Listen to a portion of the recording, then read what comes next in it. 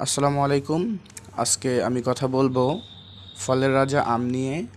তো অনেকের মনে প্রশ্ন জাগে, কাঁচা আম টক কিন্তু আম পাকলে মিষ্টি হয় কেন? তো আমরা যদি বলতে চাই তাহলে কাঁচা আমে দুটি জৈব অ্যাসিড থাকে, যার কারণে কাঁচা আম টক লাগে। অ্যাসিড দুটি হলো ম্যালিক অ্যাসিড এবং সাকসেনিক অ্যাসিড।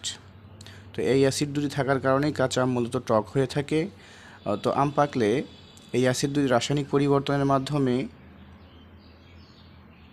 গ্লুকোজ ও ফ্রুক্টোজে পরিণত হয়, যার কারণে পাকা আম মিষ্টি লাগে।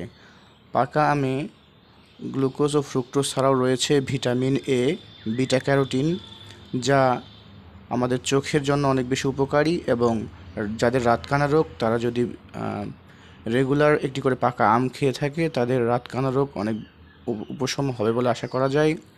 এবং পাকা আমে রয়েছে ভিটামিন সি, অ্যান্টিঅক্সিডেন্ট, যা আমাদের ত্বকের জন্য অনেক ভালো, এবং রয়েছে ভিটামিন ই, যা আমাদের ত্বকের উজ্জ্বলতা বাড়াতে এবং চুলকে ঝরঝরে রাখতে ব্যবহার করা হয়।